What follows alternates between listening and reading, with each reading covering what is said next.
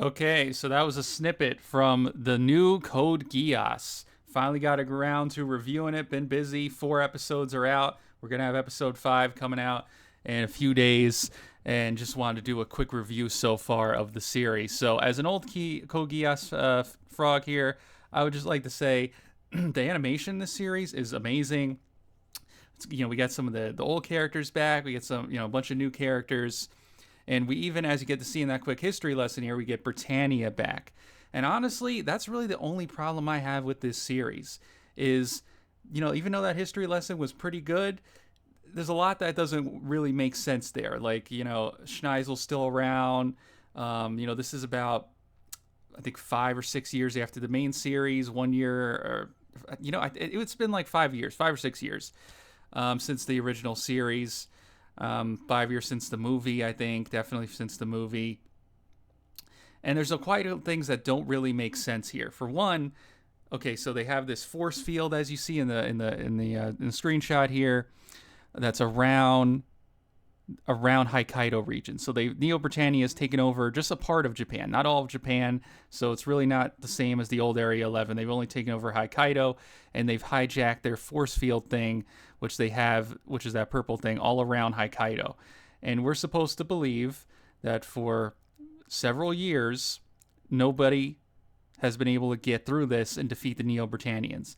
Not any of the knights of the round that are left, like Gino, not Suzaku, Schneisel with his brilliance. I mean, Schneisel's second in intelligence to Lelouch, if not an equal. He couldn't figure out a way around this. Colin, even though if you watch the few of these episodes now, you could see that there is ways around this. There are people that get in through submarines and stuff like that. But for some reason, nobody's been able to get in all these years to defeat Neo Britannia. And Lelouch, he's also still around as he was in the movie, and he doesn't do anything because he's like focused on an island. He's on an island somewhere with C2, getting it on or whatever. So that's the only problem I have with this series is, how the hell the Neo Britannians, get this empire going so long and basically hold the Hokkaido region hostage with this force field. Other than that, this series is really actually pretty good. I would say it's still, above average. The animation is great. Basically, the main character here is Sakia. She basically has been given Geass by Lelouch. Same Geass, so she can like command people to die. Command people to pretty much do whatever she wants. And she has a body double. I honestly thought it was her twin sister, and they've been separated. And she's supposed to be the Empress, but her body double ends up becoming the Empress. She's related to Lady Kaguya, so she's Japanese royalty. But she also has some Britannian blood because I think it was her mother was a daughter of Charles Britannia, the Emperor Lelouch's father, which is pretty interesting. So Lelouch is like her uncle.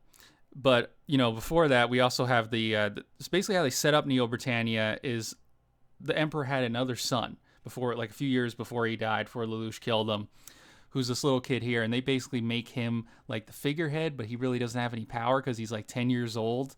And the guy who's really running the show is this guy, this Nordland guy who, looks like he's from Neo Genesis or something. Okay, like he's the big bad here. And another problem I have with this is they don't really explain. Hold on, we'll get to her in a second. So they have the fan service. Where's the shot of Neo Britannia? That's somewhere in here. Right here. Okay, Neo Britannia. So this is Neo Britannia, and you have a shot of the Damocles in the background. They have the Damocles. In the latest episode, they're talking about how they're going to use the Damocles on like a ghetto, which that has its problems all itself. If you remember, the Damocles can take out like an entire city of millions of people in the blink of an eye. It basically has nuclear weapons on it. And Schneisel's original plan was to like basically go full paths of pain and, nuke all these different countries high in the atmosphere with this thing and, get humanity in line, similar to Pain's plan from Naruto. Well, somehow these guys have built another Damocles. Now, Schneisel in the original series, if you remember, he did talk about how it might be possible to get other agencies to build another Damocles.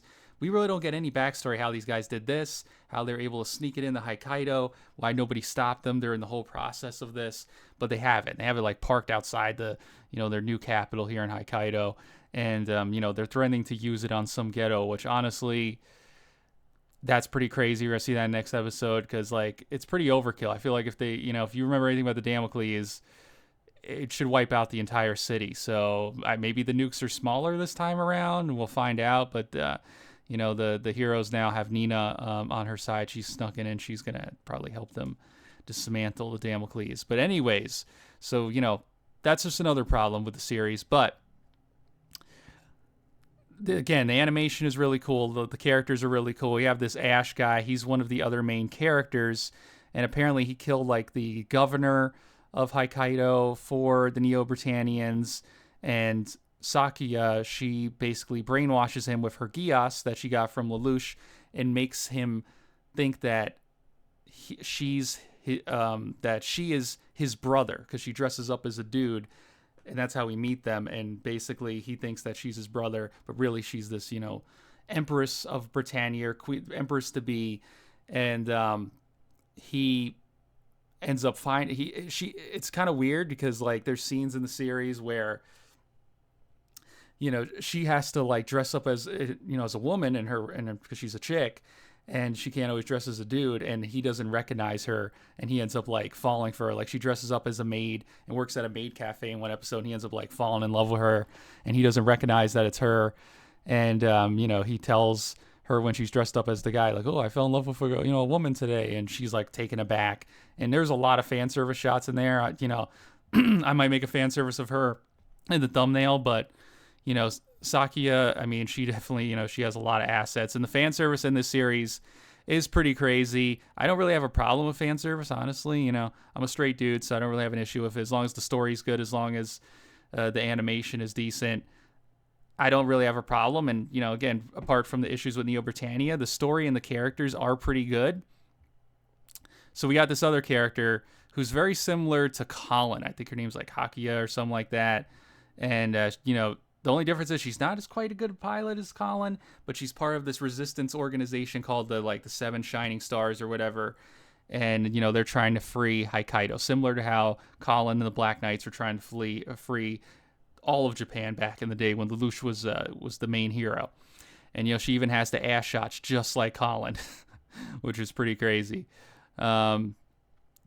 Yeah, so, and Colin was, honestly, she was my favorite girl in the last series, so, maybe this girl's going to be my favorite in this series. We'll see. So, yeah, I mean, this series, so far, I would say it's a 7 out of 10, because even though the foundation of it with Neo Britannia doesn't really make a lot of sense, the characters are so good. They all have, their personalities, even though some of the characters are based off previous characters like this chick. It's still that, they're fun characters. The storytelling is still pretty good, and the animation is just amazing. And we're only 4 episodes in, and it honestly seems like the action's going to get better. And, honestly, the mech fights even look really, really good. I mean, everything is just top tier, honestly, apart from just the foundation of the story, which, I mean, sounds like a big thing, but when the rest is good, it kind of balances out. So I would say that the series is so far like a 7 out of 10. I pretty much liked it. But yeah, I would say, check out the new Code Geass, Roze of the Recapture, if you have free time. It's on Hulu. And I'm going to review the next episode when it comes out. But yeah, wherever you are, have a fantastic day and peace out.